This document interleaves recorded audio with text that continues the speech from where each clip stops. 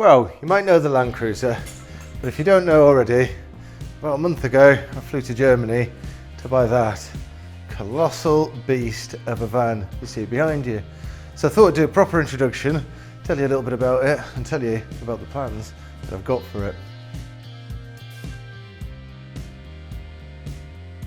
It's a Mercedes Vario 4x4 from 2007. It's come off the German waterboard, and I assume it's been used for laying pipes and the like, or welfare kind of facilities in remote areas. The cab's been stripped down a little bit at the moment, but it's 4.3, like I said, full-time four-wheel drive. It's even got diff locks and a low-range box, and the clearance, even on the tyres it's currently on, is actually about the same as the Land Cruiser with the lift on, and the tyres are growing bigger, but we'll come to that in a second. So, up in the cab, massively spacious. In fact, when I sit in the driver's seat, I can't even touch the ceiling still. Driver's seat and passenger seat, the hydraulic suspension seats. Apart from that, a pretty standard cab layout, but it does have aircon. The engine actually sits under there, but it's surprisingly well soundproof, although it sounds loud when you start it up now. Electric windows, electric mirrors, so it's actually pretty well belled and whistled. Now, because it's a 7.5 ton big truck, it's actually all kind of hydraulic, so got a hydraulic or air pressure regulators, handbrake, actuators for the brakes, for the 4x4 system, everything. So once we fire her up, if I didn't disconnect the batteries, which I haven't, it's loud.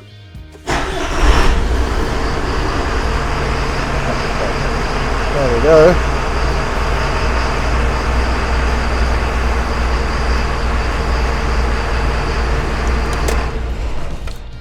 Choke myself out with diesel fumes in here too much.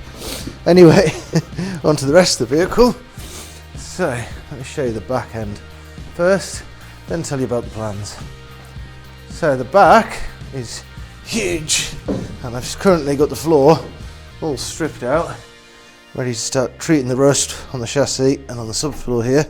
Now, like I said, strange system on the Mercedes Varios, or strange to me anyway, in that it's just a steel subframe and then a marine ply floor, and that's it. There's no other like metal that actually separates from the road to here, but that's fine. So that's all stripped out, and in this space here we're going to have, starting at the front here, a shower in this little area here. We're going to keep that part of the bulkhead in and remove that part, so swiveling chair for the passenger, and then, like I said, the shower here. Now, when I stand on this cross member here, I've got maybe 2-3 inches above my head, and given that this gets lined and the floor still comes up a little bit, it's not quite the perfect height for a shower. So I'm actually going to quite ambitiously cut this one out here and weld in a new frame and drop or recess about 100mm down for the shower tray. Then we're going to have a toilet here, which is going to come into a 2-person or 3-person seating area with a workstation table here, window in the wall here above that, and then in the back here the big main double bed. It's going to be permanently fixed, and underneath it's going to have the garage for all the toys and accessories, spare parts, tools, the works. And then that side's going to be the kitchen, full length, right the way down there, extending into the door a little bit with an extendable workstation on that, and then a secondary window put in the door there. Now, there's a lot of other ambitious little things I'm going to do, like putting the bed on all sorts of rails, a roof deck, and a few other bits and pieces that I think will be pretty interesting. But that's the kind of the main parts of what we're trying to do on the inside. Now, on to the outside and the work we're doing at the moment. The bodywork on it isn't great. The front end's surprisingly good, but you can see, as is common issues and to be expected with the Varios, areas are quite significant. Poke your finger through rust, so that'll be getting replaced. It's had some pretty bad repairs done over the years, including riveted in bits of tin behind the, or aluminium even, behind the, and then about 1 inch of body filler. So that'll be getting cut out and replaced. The wheel arch will be getting cut out there, and probably straight the way through to the back there. And the only actual other part of rust here is in this wheel arch, where the subframe and arch is actually disconnected from that, so that'll be getting cut out and replaced as well. The whole chassis, everything's going to get blasted and repainted, and then everything at the bottom is going to get fully repainted. I've started a little bit on some weld repairs here, but we'll be replacing the back cross member main part here, and all these bits. They'll soon get that welded up, and then we're going to be putting a few new of these ones in, a few new cross members, and a few new body mounts because they look pretty rough. And that'll be pretty much it. And then on the back here, we're going to have the doors go back on, obviously, and then get your spare wheels and extra storage and stuff on there. Then it's getting lifted. I think about 3 inches is the lift I need, and you can put big Unimog wheels on it, get it that extra clearance, and switch off the twin wheels at the back onto the super singles. And then on the roof, because as you might know, when I travel in the Land Cruiser, we actually have 2 beds, believe it or not. One kind of in the seating area down here, and one up there.